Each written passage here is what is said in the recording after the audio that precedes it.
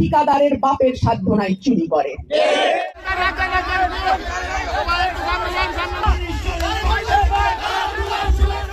তারপরে ফুল দিয়ে বরণ করবেন মোহাম্মদ মুজিবুর রহমান। আপনারা সকলেই ধৈর্য সহকারে শুনেন, ম্যাডাম কথা বলতেছে।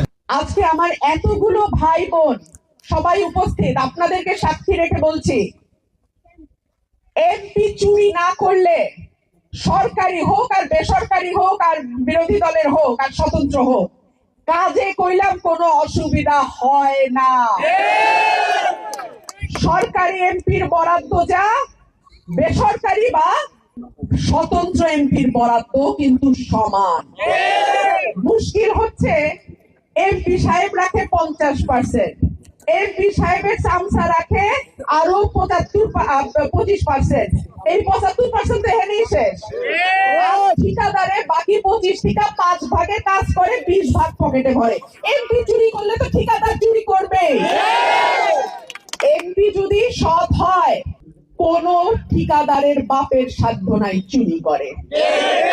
এমপি যদি কাজ করতে চায়, সরকারি আর বিরোধী বইলা কথা নাই, কাজ কইলাম করতে পারে। অল্প বিস্তর যেটুক কাজ হয়েছে, অনেক সময় দেখা গেছে আমি সংরক্ষিত আসনের সংসদ সদস্য, অল্প, খুব অল্প আমার বরাদ্দ, নির্বাচিত এমপির 10-12 ভাগের 1 ভাগ অল্প বরাদ্দ। প্রকল্পে আমার কোনো হাত ছিল না, আমি প্রকল্প নিতে পারতাম না, কারণ আমি সংরক্ষিত। ওই সময়ও আমি টিয়ার কাবিখা দিয়ে যেটুকু সম্ভব, রাবিশ ফালাইয়া, ইট ফালাইয়া, খোয়া বিছাইয়া যেটুকু সম্ভব করছি। কিন্তু পাকা রাস্তা, ব্রিজ কালভার্ট করতে হইলে আমাকে নির্বাচিত এমপি হইতে হবে। সেই কারণেই আজকে আমি আসছি আপনাদের দরজায়। এই এলাকায় আমি জানি আমার অনেক ভাই বিদেশে চাকরি করে, অনেক প্রবাসী ভাই আছে আমার। যারা প্রবাসে আছেন, তাদের একজনের উপার্জনে দেখা যায় পুরো পরিবারটা কিন্তু চলে। তার তো আর মানুষের সাথে সরাসরি ওই দায়টা তৈরি হয় না, যেটা আমার তৈরি হচ্ছে স্বতন্ত্র প্রার্থী হিসেবে। আপনারা তো আমারে দেখা ভোট দিচ্ছেন, কোন মার্কা দেখা না, তাহলে আমারও জবাব দিতে হবে আপনাদের কাছে। এর মাঝখানে কিন্তু আর কোনো লাইন ঘাট নাই।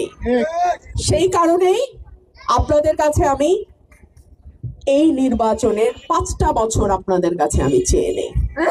যদি আমি পরীক্ষায় পাশ না করতে পারি, আপনারা আমাকে ভবিষ্যতে আর ভোট দিয়েন না। আর যদি আমি পরীক্ষায় পাশ করি, যদি উন্নয়নের দৃশ্যমান ছোঁয়া আপনার এলাকায় লাগে, তাহলে আপনাদের কাছে আমার বিনীত অনুরোধ থাকবে, যেই মানুষ সৎ, শিক্ষিত, যোগ্য, যেই মানুষ আপনার হক মেরে নিবে না, যেই মানুষ আপনার জন্যই কাজ করবে, সেই মানুষটাকে আপনারা ভোট দিবেন।